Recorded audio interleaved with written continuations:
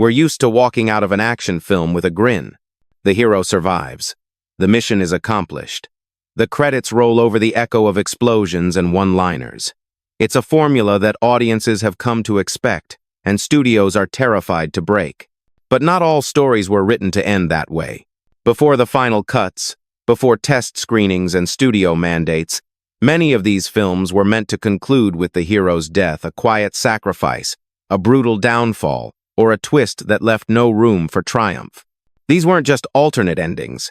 They were the original spine of the story, conceived by writers and directors who believed that some victories come at the highest price.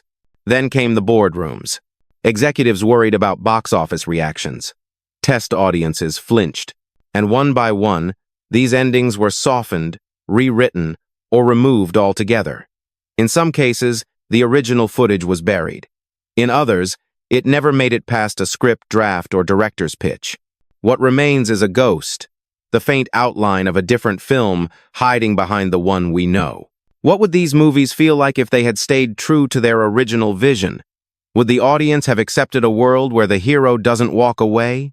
Let's uncover 15 action films that were never supposed to end with survival but were bent into optimism by forces off-screen. FACT. Shabak Wahid, Avenging Force, 1996 وثمانون. The bullets were meant to kill him. That was the point. In the original script of Avenging Force, Matt Hunter wasn't supposed to survive the final battle. His death was written as a noble sacrifice, one that would underscore the film's critique of systemic corruption and the cost of honor in a broken system. Released in 1986 and directed by Sam Furstenberg, the film stars Michael Dudikoff as a former Secret Service agent drawn into a deadly conflict with a neo-fascist group known as the Pentangle. It's a film drenched in paranoia and political cynicism, and its bleak tone was no accident. The story was originally designed to end with Hunter being killed, shot down after dismantling the group, his victory hollow and anonymous. But when the studio saw the ending, they balked. Dudikoff was a rising action star, and killing off his character was seen as financial suicide. The ending was reshot to have Hunter escape, battered but alive, with no trace of the earlier fatalism. The final cut feels abrupt, unresolved because it is. No footage of the original death scene has surfaced. It exists only in early script drafts and whispers from the crew. Would the film have become a cult classic sooner if it had dared to kill its hero? Fact #2. The Peacekeeper, 1997. He was supposed to die saving the world. The Peacekeeper, released in 1997, stars Dolph Lundgren as Air Force Major Frank Cross, tasked with stopping nuclear devastation after a rogue general hijacks U.S. missile codes. It's a standard 90 seconds thriller with explosions, betrayals, and patriotic overtures, but its original ending wasn't nearly so celebratory. The script's final act had Cross sacrificing himself to prevent a missile launch, choosing death over compromise. It was gritty, ambiguous, and leaned into the Cold War paranoia still lingering in the post-Soviet world. Lundgren reportedly supported the ending, seeing it as a rare opportunity for emotional weight in an otherwise formulaic genre. But test screenings didn't go well. Audiences wanted Cross to win, not die. The studio reacted fast, reshooting the climax so that Cross escapes at the last second, triumphant and intact. The new ending defangs the narrative. Instead of consequence, it delivers closure. The original footage has never been released. Just like the missile that never launched, the darker ending was silenced before it could do damage. Fact Shabak Thalatha. Shakedown. 1988. The law was never meant to win. In Shakedown, Peter Weller plays an overworked public defender who uncovers a web of corruption within the NYPD. The film is a slick hybrid of courtroom drama and street-level action, released in 1988 and directed by James Glickenhaus. But its original ending wasn't about justice prevailing, it was about justice failing. Early drafts had Weller's character lose the case. The system crushes him. The corrupt cops walk free, and the final shot is him alone, broken on the courthouse steps. It was a nihilistic ending that matched the film's cynical undertone. But that version tested poorly. Studio heads pushed for a more satisfying resolution. The rewritten ending sees the protagonist pulling off a last-minute legal victory and walking away victorious, an outcome that feels almost too clean for a film steeped in institutional rot. Glickenhaus later admitted that he preferred the original, but compromise came with the budget. Did the film lose its edge the moment it found a happy ending? Fact #4. The challenge, 1982. There are 2 endings to the challenge, but only one was allowed to survive. Directed by John Frankenheimer, this 1982 film pits an American boxer, Scott Glenn, against a feuding Japanese clan locked in a samurai-era ideological war. The film's Eastern and Western versions offer starkly different conclusions because the hero's fate wasn't universally acceptable. In the Japanese version, the story ends with a somber duel and the protagonist succumbing to wounds, his death treated as a spiritual reconciliation with the culture he never truly belonged to. It's a tragic yet poetic finale, aligning with the film's themes of honor and identity. But when the film was slated for American release, the distributors deemed the ending too fatalistic. The U.S. version was re-edited. The same duel concludes with Glenn's character limping away victorious, the narrative reframed as a tale of survival and triumph. The tonal shift is jarring. What was once a tragedy of dislocation became a victory lap. 2 markets, 2 messages. One character split in 2. Fact? Death before dishonor. 1987. His death was written in ink. The studio erased it. In Death Before Dishonor, Gunnery Sergeant Burns, played by Fred Dreyer, leads a rogue mission to rescue American hostages from Middle Eastern militants. It's a flag-waving, Reagan-era action film, released in 1987. But buried deep in the script's early pages is a very different finale. The original ending had Burns refusing evacuation, staying behind to cover his team's retreat. The final explosion takes him with it. It was a raw, sacrificial ending, one that aligned with the film's title and military ethos. Director Terry Leonard reportedly fought to keep it, citing its emotional resonance and thematic payoff. But the studio disagreed. They insisted Burns live not for narrative reasons, but for potential franchising. A sequel couldn't happen with a dead hero. The ending was rewritten, reshot, and rebranded. Burns survives, limping into the sunset, surrounded by victorious comrades. No deleted scene of his death has ever emerged. But the title now rings hollow, echoing a sacrifice never shown. Fact. 6. Cobra 1986. The original ending was bloodier. Directed by George P. Cosmatos and starring Sylvester Stallone, Cobra 1986 is a gritty, neon-soaked tale of a rogue cop taking down a cult of murderers. But behind its pulpy violence and synth-heavy aesthetic lies a production rife with conflict and a final act that never saw daylight. Early edits of the film included an ending where Marion Cobretti dies during the final confrontation, taking the villain with him in a brutal, mutually assured destruction. It was a bold conclusion, meant to cement his mythos as a martyr, half legend, half ghost. Stallone himself reportedly entertained the idea, wanting something more iconic than survival. But test audiences and executives weren't sold. Stallone was at the height of his box office power. Killing off Cobra wasn't just controversial, it was commercially insane. The ending was softened, the violence trimmed, and Cobretti walks away, smirking into the California sunlight. Ironically, that safe ending did little to save the film's reception. Would a darker ending have pushed Cobra into cult territory sooner? Fact 7. Passenger 7 etu sinne og 992. The plane was always going down. In the earliest drafts of Passenger 57, Wesley Snipes' character John Cutter was never meant to walk away.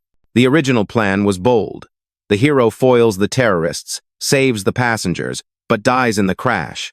A redemption arc paid with finality. It wasn't about survival. It was about closure. But by the time the film landed in theaters in 1992, the tone had shifted. With Snipes on the rise as a charismatic action lead, killing off his character was off the table. Producers feared damaging his marketability in future roles and franchises. The ending was rewritten. Cutter survives, quips intact, and strides into the closing credits with effortless cool. Interestingly, traces of the original plan still linger in the film's tone moments of fatalism, close-ups that suggest finality, but they're never paid off. The death was filmed, then shelved. No one speaks of that version, but somewhere, on some hard drive, a different ending waits to be rediscovered. FACT, Bard, Target, 1993. John Woo wanted blood. He got edits. Hard Target marked John Woo's American debut, bringing his signature slow-motion shootouts and operatic violence to the U.S. mainstream. Starring Jean-Claude Van Damme as a drifter caught in a deadly hunt, the film was released in 1993 with a relatively tame ending by Woo's standards. Originally, the film concluded with a much darker twist. Van Damme's character dies after exposing the underground hunting ring, his body riddled with bullets as fire engulfs the warehouse. It was stylized, symbolic, and perfectly in line with Woo's Hong Kong oeuvre, where heroes often die in flashes of glory. But the MPAA balked. The studio demanded reshoots, rewrites, and over 40 cuts to tone down the violence and reverse the ending. The result? A PG-13 friendly conclusion where the hero survives with little emotional weight. Bootleg versions of the director's cut exist grainy, incomplete, and brutal. Was American cinema just not ready for Woo's brand of tragedy? Fact #9, The Last Boy Scout, 1991. It wasn't supposed to be a happy ending. Shane Black's original script for The Last Boy Scout was a dark, bitter pill far bleaker than the buddy cop romp that hit theaters in 1991. Bruce Willis's character, Joe Hallenbeck, was originally meant to die in the climax, sacrificing himself to stop a corrupt politician's assassination plot. His death wasn't just symbolic, it was the only moral resolution in a story where every institution was rotten. But Warner Brothers had other plans. After a tumultuous shoot and clashes between producers and director Tony Scott, the studio demanded rewrites to lighten the tone. Joe survives. He cracks a joke. The final scene plays like a sitcom freeze frame. Shane Black later distanced himself from the final product. His darker themes had been sanitized. The hard edge was gone. And yet, if Hallenbeck had died, would the film have been forgotten or immortalized as something far more subversive? Fact #11, Red Scorpion, 1988. Revolutionaries aren't supposed to get happy endings. Red Scorpion, released in 1988, cast Dolph Lundgren as a Soviet Special Forces agent who defects after witnessing atrocities in an African conflict zone. The film leaned heavily into Cold War propaganda, but behind its jingoistic surface lay a much bleaker intent. In its earliest incarnation, the screenplay closed with Lundgren's character sacrificing himself to stop a weapons shipment, dying in an explosion as tribal fighters look on in silence. It was a symbolic death, atonement, not glory. But producers tied to American backers pushed back. The Cold War was thawing, and they wanted a hero image to close on. The ending was reworked. The explosion happens, but Lundgren survives, conveniently tossed from the blast like a Marvel character. Cue triumphant music and a sunset shot. There are storyboards of the death scene, even production stills that suggest it was at least partially filmed. But the cut we got was all about survival, not consequence. Fact #11, Stone Cold, 1991. It ended with a funeral. Until it didn't. In Stone Cold, ex-football player Brian Bosworth plays an undercover cop infiltrating a violent biker gang. The film is loud, aggressive, and unapologetically over the top. But somewhere beneath the leather and firepower was a script that dared to end on a note of fatalism. The original third act had Bosworth's character exposed and killed during the climactic standoff. The gang escapes. Justice doesn't prevail. It was a brutal twist meant to comment on the cost of deep cover operations and the thin line between law and chaos. Test audiences were stunned and not in a good way. The studio pulled the plug on that ending immediately. A new one was hastily shot. Bosworth survives, defeats the gang leader in a public shootout, and walks away with stoic cool. Rumors persist that the original ending was filmed but never edited. No footage has surfaced. But if it had, Stone Cold might have become a very different kind of cult classic. Fact شباك واحد اثنان. Bulletproof. 1988. Some endings are so dark, they're buried alive. Bulletproof, not to be confused with the 1996 buddy comedy, is a 1988 low-budget action film starring Gary Busey as a rogue special ops agent battling terrorists with a hijacked supertank.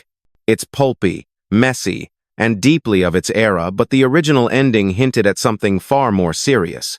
The script called for Busey's character to detonate the tank from the inside, destroying himself and the weapon to prevent its misuse. A hero's death in the most literal sense. It gave the film a gravity that no one expected from the rest of its tone. But the studio stepped in, citing commercial tone mismatch. A new ending was shot where the hero survives, salutes, and delivers a one-liner over the wreckage. The entire message of responsibility and sacrifice was wiped clean in favor of macho theatrics. The original ending exists only in draft form pages that never made it to screen. Sometimes, the bravest scenes are the ones no one gets to see. Fact Hasson 3. The Punisher. 1989. He was never meant to find peace.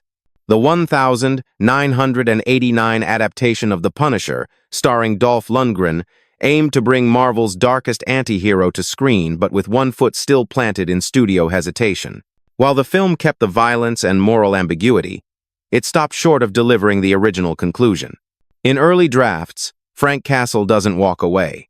After dismantling the crime syndicate, he turns the gun on himself in a final act of grief and rage. It's a faithful echo of the comic's grimmest arcs, where vengeance devours what little humanity Castle has left. But that ending was deemed too bleak for a mainstream audience, especially for a film already pushing the boundaries of brutality. The studio demanded changes. Castle survives. He delivers a monologue. The camera lingers on his hollow stare. But there's no blood on the floor. It's a compromise that left both fans and filmmakers divided. Would The Punisher have earned more respect had it ended with the sound of one last bullet? Fact Hasson 4. The Glimmer Man. 1996. Some heroes were never built to survive. Steven Seagal's The Glimmer Man was always meant to be an outlier, a spiritual, almost supernatural thriller wrapped in action tropes. In the early version of the film, his character, Jack Cole, dies during the final confrontation, saving his estranged family from a hidden enemy within the police force. It was a rare attempt to inject vulnerability into Seagal's near-mythic on-screen persona. Cole's death was written as a form of redemption, closing the book on a violent past through personal sacrifice. But Seagal refused, not just as an actor but as a producer. He reportedly rejected any ending where his character dies, claiming, "Heroes don't fall." The studio caved, and the ending was altered. Cole defeats the villain, reunites with his family, and walks away untouched, unscarred, almost divine. The original concept exists only in early story treatments. What happens when an actor rewrites fate and the audience never knows what they missed? Fact Hasson 5. Marked for Death. 1990. He was supposed to go down with the enemy. In Marked for Death, Steven Seagal plays an ex-DEA agent battling a Jamaican drug cartel steeped in mysticism and violence. The film is explosive, stylized, and drenched in early 90 seconds genre confidence. But its original ending was far more brutal and far more final. The first cut had Seagal's character mortally wounded after defeating the villain, dying in the arms of his family. It was meant to close the loop on a life of violence, delivering a rare moment of emotional resonance in Seagal's filmography. Director Dwight H. Little supported the ending, seeing it as a necessary cost for the carnage unleashed. But again, Seagal intervened. He was being positioned as an untouchable brand. Death, even in fiction, didn't fit the image. The ending was rewritten, the fatal wound removed, and the final shot was restructured to show him walking off as if nothing happened. The idea of consequence was sacrificed to maintain the illusion of invincibility. And with it, the story lost the one thing that could have made it human. Bonus fact. Komando 1985. He was meant to die a legend, not live to see the sequel. Before Commando became a one-liner machine and a quintessential Arnold Schwarzenegger vehicle, it was something else entirely. In its earliest form, the story of John Matrix wasn't about survival, it was about sacrifice.